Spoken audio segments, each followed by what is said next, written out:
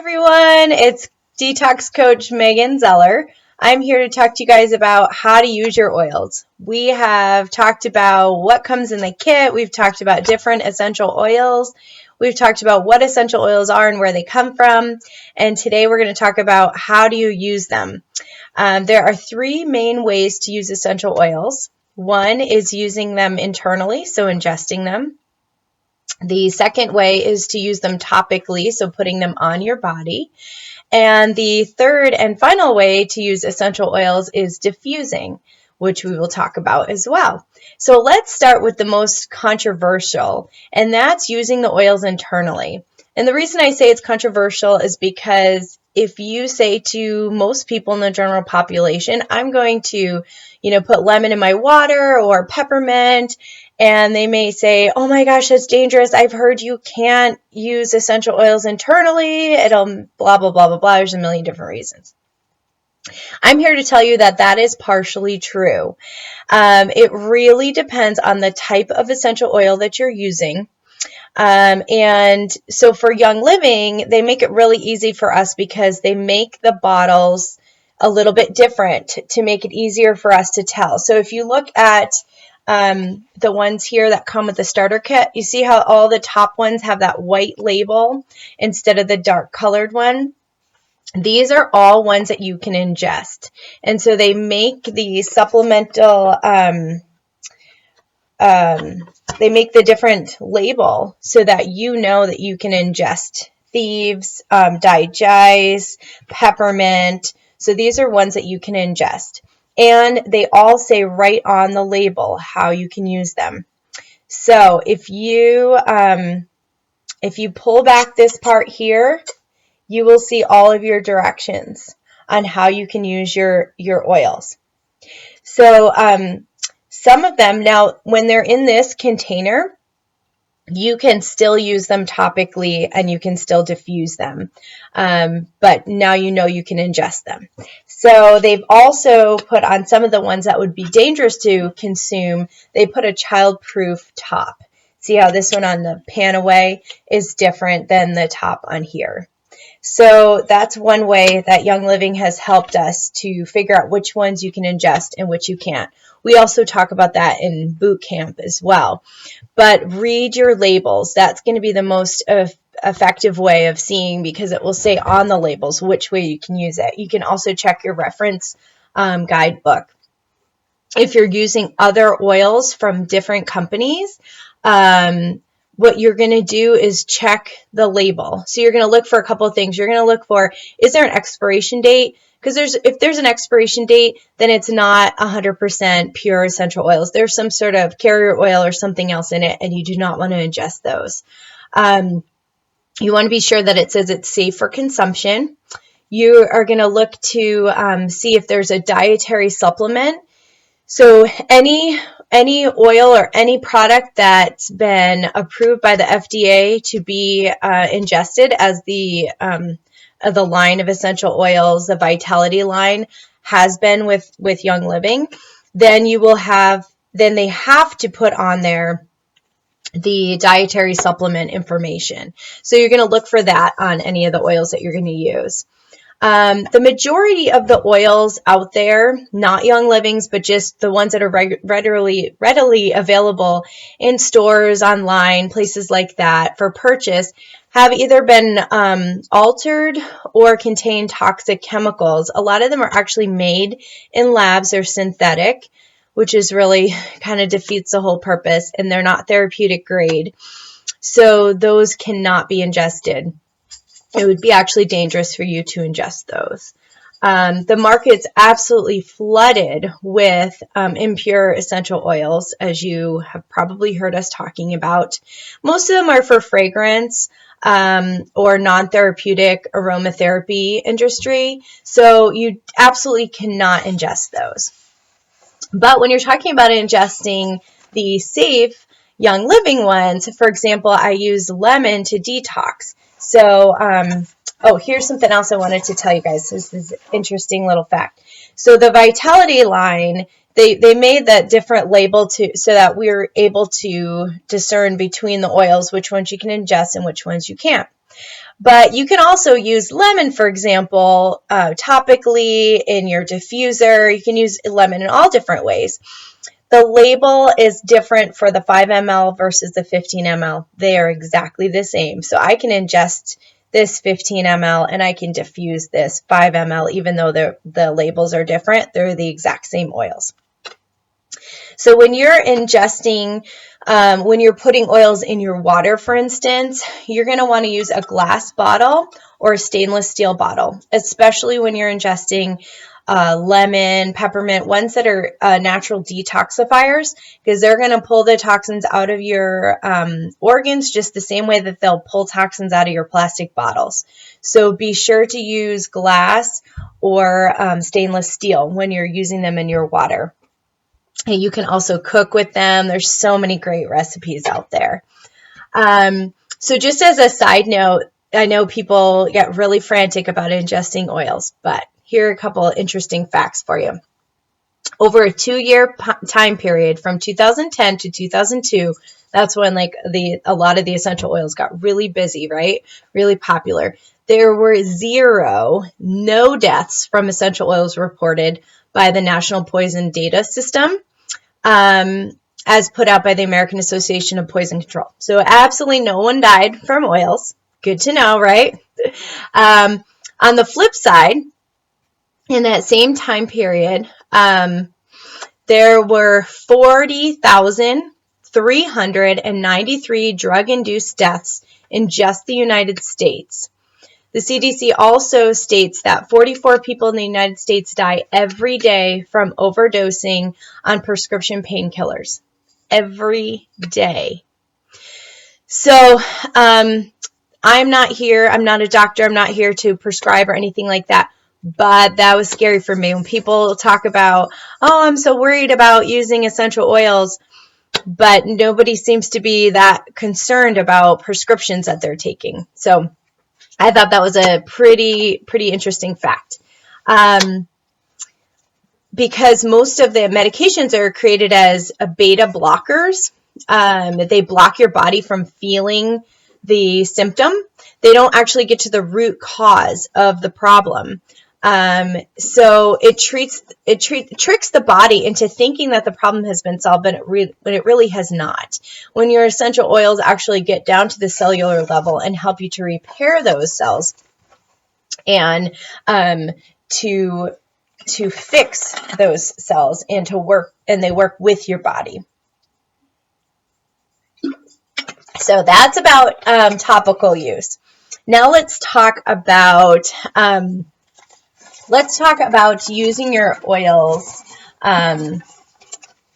with your diffuser. So diffusing aromatically. So when you get a diffuser with your starter kit, which is awesome, I have this one plugged in, so you're going to get a little power cord. This one's a home diffuser. It doesn't matter which diffuser you have, they all are basically the same in that you're going to take the top piece off. All of your diffusers have a fill line. Some of them it's like a little red circle on the dewdrop. This one, there's just a little line around there. The number one way that people break their diffusers is by putting too much water. So just don't go past your fill line. So you're going to fill some water in there. Then you're going to choose the oils that you want. So in boot camp, we talk about different recipes for diffusing. So for instance, if you are looking for relaxation, you might choose lavender and copaiba or stress away. Today I'm trying to get a lot done at work, so I'm going to use a little bit of lemon. I'm going to do about 2 drops of lemon, and I'm going to do 2 drops of peppermint. So the amount of oil used in your diffuser is really a personal thing. Everybody is a little bit different. I am in a relatively small-sized office right now, so there's no reason to have a ton of drops. When I use my Aria in my living room, family room, kitchen area, I'll put about double those amount of drops to get the full effect. So all you do is just turn it on, and I think I have it plugged into my cord that doesn't work. Hold on a minute. There we go. I'm back. Okay, so you just turn it on and you can see the mist coming out. Now, what's great about the dewdrop diffuser is you can press it again and the light will go off. That's not the case with this one, but what's cool is it's on a timer, so it's going to periodically come on and off. So you can see that, oh, it smells so good. You can see the steam coming up, and it actually goes in and helps to clean the air versus like toxic candles and things that are putting more poisons into the air, and then Febreze and other things like that are masking the smell. They actually don't get those. See how it's on the timer? It's going to periodically go on and off, which is kind of cool. The first setting would just stay on all the time. So the Febreze and other ones like that, they're just masking the smell, and they're not actually cleaning the air in any way. In fact, they're putting tons of toxic chemicals into the airstream that you're breathing in, which can get into your lungs, which is a whole nother thing we could spend a whole lot of time on. So if you're sensitive to smells, I've heard a lot of people say like, oh, I can't stand lavender, it gives me a headache. And I always ask, what type of lavender? Because if it's a synthetic lavender that's like for in a spray or it's in a candle or something, it's completely different than pure essential oil. So this is a great way to detox too, is by having them going. So you're smelling in the essential oil along with the mist. It's going into your olfactory, into your nose system, which is directly related to how you're feeling and how your brain is functioning. It will get to your body in the right way, which is awesome. I love diffusing. Not to mention that I absolutely love the aromatherapy piece of it. I diffuse every night when I'm going to sleep. I diffuse at work. I diffuse at home. I have a diffuser in my car in almost every room. I like diffusing. So something to think about while you're detoxing, because it's a big part of why we're doing this. We're detoxing our homes. We're detoxing our bodies. When you are detoxing your body, you have to realize that you have a lot of those ionized stressors from poor eating, from lack of exercise, inflammation of all sorts, right? Medications we're taking, things like that. So the essential oils will help you detox, but you do have to realize that you may have some detox symptoms if you start too fast, too much. So what I mean by that is maybe a headache, congestion, rash, things like that for a little while. And what you're going to do is just drink a lot of water. You're going to drink 2 to 3 times your body weight in water every day, and that will help to flush any of those toxins out, because it's pulling them out. They're now free radicals, and you got to flush them out, right? So drink a lot of water. You are going to want to diffuse for all different purposes, and like I said, we'll talk more about the different types of oils to diffuse in our boot camp. So the last way to use essential oils is topically. So again, be sure to read your labels, because your labels are going to tell you. There are some oils you can put on what's called neat, which is without a carrier oil. You can put it right on your skin. For example, frankincense. Frankincense I use every day, morning and night, directly on areas that I have wrinkles. It's been very, very effective. I can use this one neat. I do not need a carrier oil.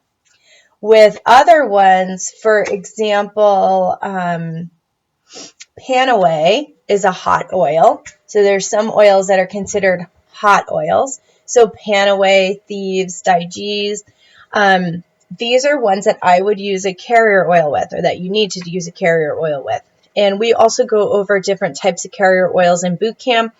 For example, coconut oil, argan oil, even olive oil. Young Living has a whole line of oils, carrier oils as well. Or you can order them at the store. Just make sure they're pure and organic. Let's see. So just when you're using them topically, you're also going to want to look into where to put them on your body. So in boot camp, we also go over the VitaFlex points, which are on your feet. There's some great points there that you can use that will hit your entire body. So what's interesting about using them topically, as I'm stating, it'll get to the right place. And what I mean by that is when you put an essential oil on your body, within 20 minutes, it is gone through your entire system and is going to hit exactly where you need to, or the right place. So there's no wrong place to put your oils. But for example, if I'm having congestion, things like that, I might rub it on my chest so I'm breathing it in more. And then, like I said, there's points on your feet. Another way to get a really quick effect is to put them right on the palm of your hand and breathe it in. So if I'm having trouble with congestion or anxiety, for example, I'll put it, for anxiety, then I'll put a drop of Stress Away on my hands and take a deep breath in. Same thing for congestion, RC and peppermint, and breathe it right in. It works great, really fast results. So a couple things to keep in mind is that you're going to want to talk to your doctor if you're pregnant or nursing. There's also some great information we have in our Happy Home Hangout group that gives some advice from other moms and stuff about what oils to avoid and use when you're pregnant or nursing. Also with young children, there's guidelines that Young Living puts out with information about diluting, because you're going to want to dilute more for young children than you would for a full-size adult, because they don't need as much, right? And pets. It is safe to diffuse around your pets and to use oils on your pets, but of course you always want to check with your vet, and there are a few that would be dangerous for your pet, like tea tree oil, for example. But I have found it very, very useful with my pets. Well, tea tree is not safe for cats, but it is okay for dogs, according to my vet. She told me I can most certainly use tea tree and lavender on my dog when he had a spot that he kept licking that was all red, and it cleared it up really quickly. I did dilute it. I also have a rescue dog, has a lot of anxiety, so I'll put a drop of lavender on her collar before I leave, and it helps to keep her calm. So that was a pretty long video, but I hope this is helpful for you guys when you're learning the different ways to use your oils. And feel free to reach out to me and ask any questions. Have a great day. Bye.